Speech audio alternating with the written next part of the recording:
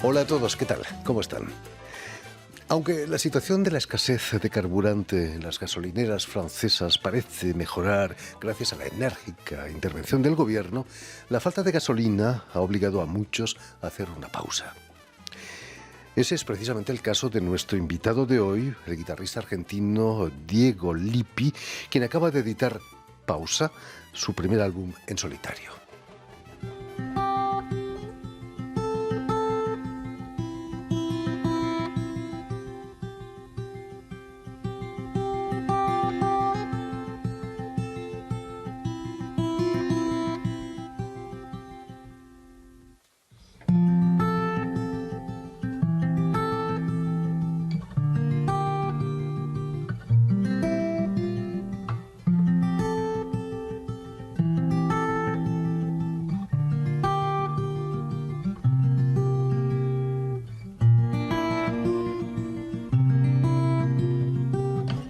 Y precisamente para hablarnos de este álbum, Diego Lippi ha sido tan amable de venir a nuestros estudios. Muy buenas tardes, Diego. Buenas tardes. Y sobre todo, muchas gracias por haber aceptado nuestra invitación. Gracias a vosotros. Por supuesto, tu pausa no tiene nada que ver con la falta de gasolina aquí en Francia, ¿no? No.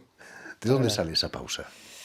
La pausa es uno de los temas de este disco y de hecho es una pausa porque yo me estaba ocupando de mi primera hija bastante. Me ocupaba mucho por las mañanas, sobre todo, luego me iba a trabajar, iba a tocar y fue una pausa. Fue un momento de siesta del pequeña hija y entonces me cogí la guitarra, me puse a tocar y llegó esa primera canción.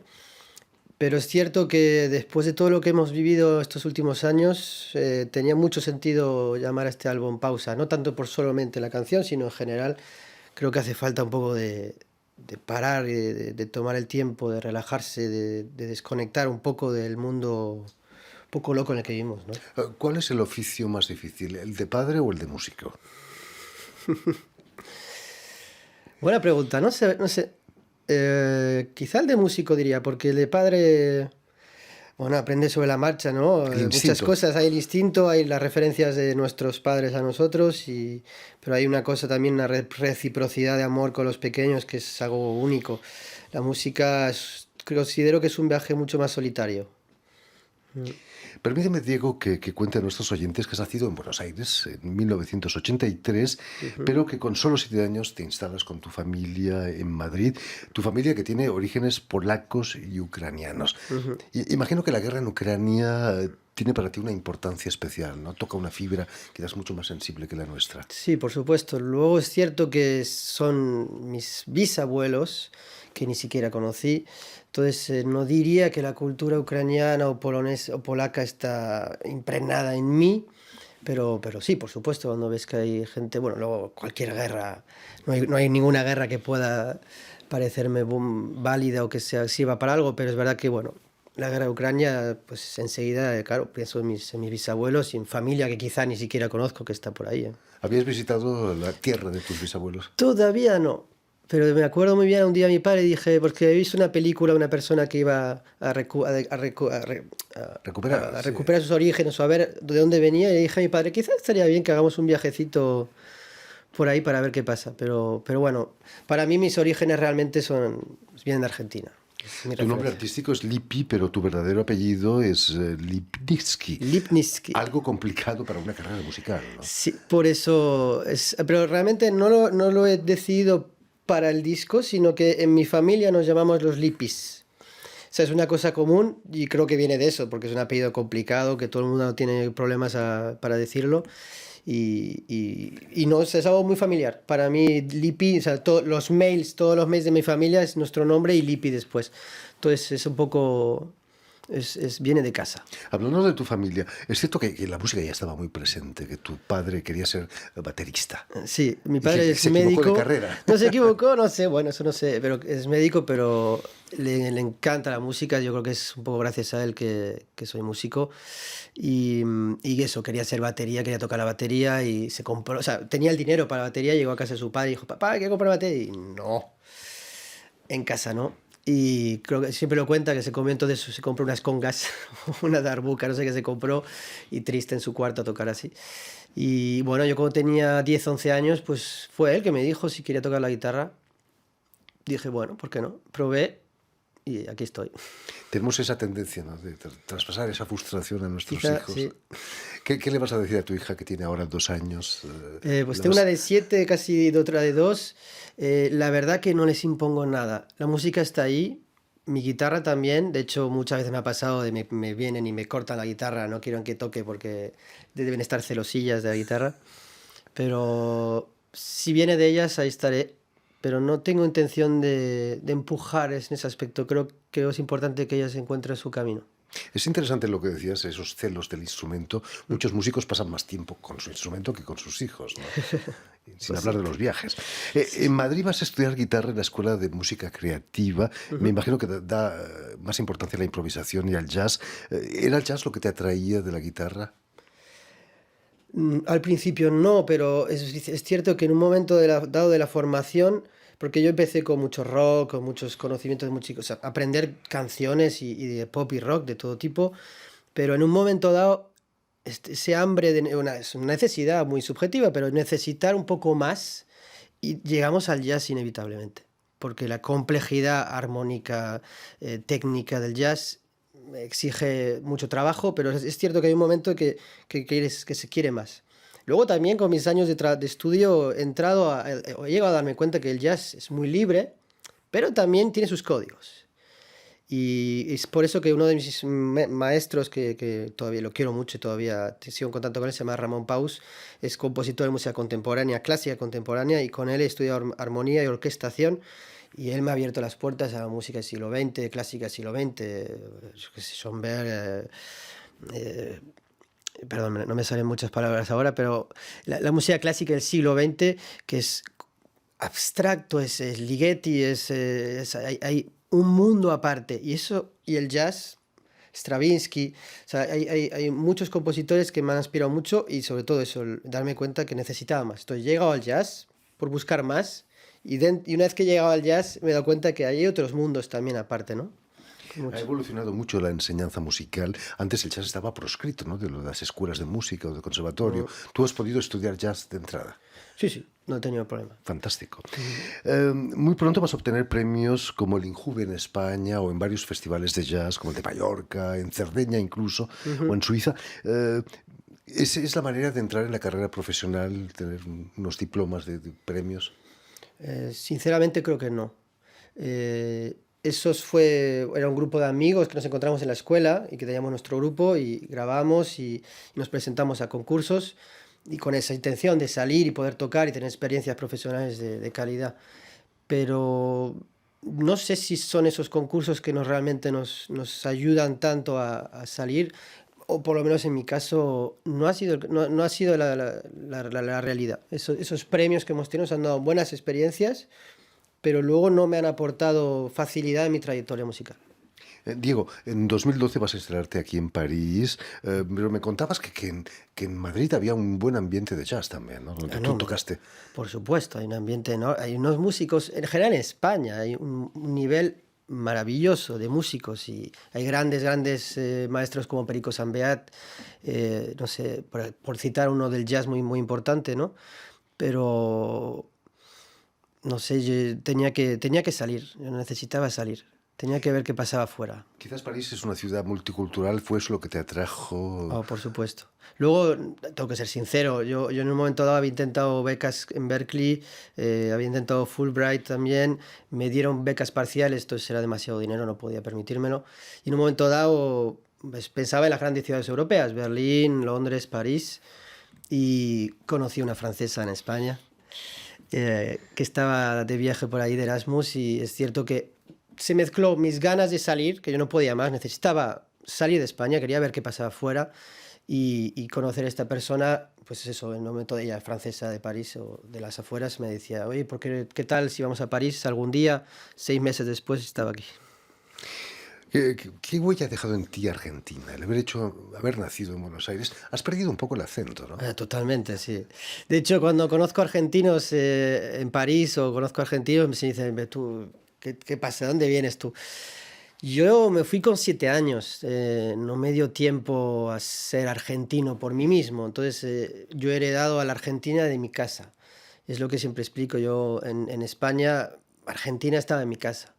La cultura, la música, no tanto el folclore, porque es verdad que mi padre escucha música muy, muy variada, no solamente música típica argentina o tango o folclore, pero, pero bueno, está ahí, es una referencia. Los asados y el chimichurri siguen siendo cosa importante, ¿no? Pero no me dio tiempo a ser argentino. De hecho, mis amiguetes de Madrid me dicen, tú no eres argentino, eres español. Y ha sido cuando he viajado a Argentina que me he dado cuenta lo que quedaba de mí de argentino y lo que, y lo que soy de español, ¿no? Está entre los dos. Es una riqueza, ¿no? Por supuesto. La cultura. Pero nací en Argentina y digo con mucho orgullo que soy argentino, por supuesto. Y aquí en París te encuentras que es todavía una capital mundial del jazz, ¿no? Por supuesto. Con muchas cavas Sí, sí. célebres. Sí, sí, enormemente. Y además es que hay un muy buen nivel también. Y algo que me ha sorprendido mucho, no sé qué opinas, pero la batería y el bajo, sea contrabajo o eléctrico, me ha sorprendido porque he visto unos baterías y unos bajistas en Francia o en París. He visto buenos guitarristas, he visto buenísimos pianistas, saxos, trompetas, todo lo que queramos, pero lo que más me ha sorprendido es el nivel de batería y bajo. No sé por qué, no sé de dónde viene, pero es una impresión que he tenido cuando llegué. Aluciné con el nivel de las baterías. Los percusionistas. Has trabajado mucho con Minino Garay. No mucho, he trabajado un poquito con él, sí. No, es uno de los grandes percusionistas franceses ya casi, ¿no? A pesar de eso. Sí, sí, argentino, pero lleva muchísimos años aquí. Sí. He visto una foto en la que estás tocando con El Gait Benesarawi, perdona que me cuesta pronunciar. Habías tocado con ella hace algunos años, ¿no? Estamos viendo aquí precisamente la foto. Tuve la suerte de... No estuve en la gira constantemente, yo reemplazaba a otro guitarrista, pero hice unas 10 o 15 fechas y me ha permitido viajar un poco por el mundo. He hecho el Mawazin en Rabat, es un festival enorme, pero ha sido una experiencia maravillosa. Y ha sido gracias a mi amigo Damián Nueva, que es contrabajista, que él estaba en el proyecto y cuando hizo falta buscar a alguien me propuso a mí. Y esta mujer es una maravilla, no solo como cantante, es una artista, pinta, escribe, muy ecléctica y un muy buen ser humano. Y la verdad es que fue maravilloso, fue una experiencia buenísima para mí. París, la música africana tiene mucha importancia aquí en Francia y en París. Y en el fondo, bueno, es la base del jazz, ¿no? Está bien conocer la música africana. ¿Te sientes cómodo? A mí me encanta. De hecho, yo tengo un sexteto de jazz que se llama Six Aed. O sea, ya he sacado 2 discos en Spotify, porque están, entre otros, Spotify. Y tengo influencias muy claras del Magreb, de Camerún, de Senegal. Yo he tocado con grupos de Senegal y con grupos de Camerún o con el Nahua. Me he impregnado todo eso y me ha influenciado muchísimo. Y a mí me encanta la música africana. Y luego decimos mucho música africana, pero es como decir música francesa o música española. África es enorme, hay una enorme variedad de música y de ritmos. Pero bueno, seguimos diciendo ese estereotipo de música africana, ¿no? Y de pronto, después de haber grabado un par de discos con tus grupos, haces una pausa, que es el título de este primer álbum que estamos presentando, En Solitario. ¿Vas a continuar en solitario haciendo pausas o no? Ya con esto basta.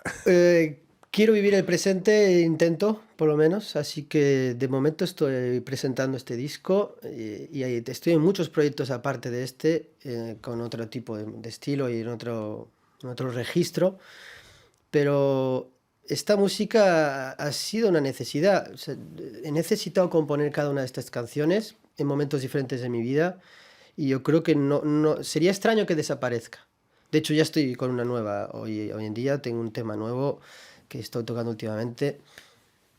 Yo creo que habrá una suite, como decimos en francés. Por supuesto. No solamente hay guitarra sola en este disco, hay voces como la de Alvina Lancel o también Sheila Coffey.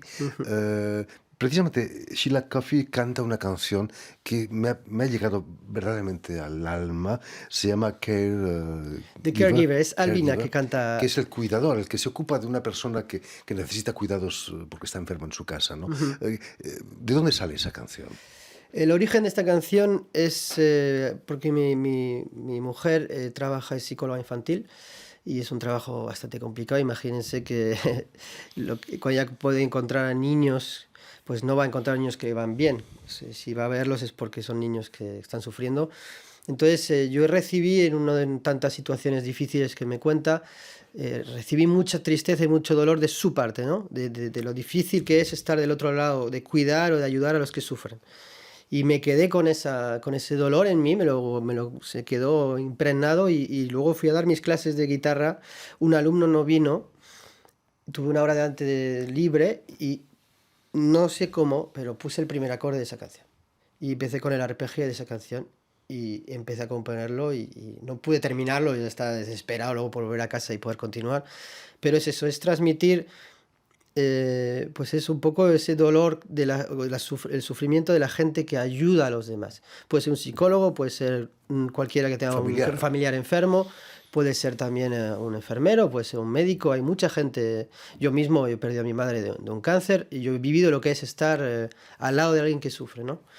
Y no es fácil. Entonces esta canción está dedicada, y con todo lo que hemos vivido del COVID aún más, es a toda esa gente que intenta ayudar a los demás y que da todo por ayudar a los demás. Pocos se acuerdan del dolor de la gente que ayuda, de los cuidadores. Eso es, los cuidadores. Terrible. Incluso en español no hay una palabra precisamente para designarlo. No ha sido fácil encontrarla. De hecho, he dudado mucho cómo llamarla. Al final he ido por el inglés, pero incluso en francés era l'aidant, el apóstrofe aidant. El ayudante, ¿no? Literalmente, sí. Y bueno, al final he decidido ir al inglés, que era más... Universal. Neutral, sí, universal. Universal, por supuesto. ¿Vas a presentar el disco en algún concierto quizás aquí? Estamos trabajando en ello. Ha habido algunos retrasillos de organización, pero por supuesto estoy deseando hacerlo, presentarlo al público y también a los medios que quieran venir. Y en cuanto pueda voy a anunciar eso oficialmente. Sí. Allí estaremos. En fin, pues ya lo saben, el nuevo álbum del guitarrista argentino Diego Lippi ha sido editado por Plaza Mayor Company y está seguramente en las plataformas y ya se puede consultar. Muchísimas gracias, Diego, por haber estado aquí con nosotros. Permíteme también que dé las gracias a Vanessa Loiseau y a Julien Leng, quienes han ocupado hoy de la realización del programa, y también saludar a nuestros telespectadores que nos siguen en todo el continente americano, gracias a la cadena Unión Continental Latinoamérica, que transmite desde Montevideo, en Uruguay, y también de la red TAL, que reúne las televisoras públicas y también universitarias de América Latina. Y a ustedes, muchísimas gracias por su atención y les damos cita para una nueva edición de El Invitado de Radio Francia Internacional.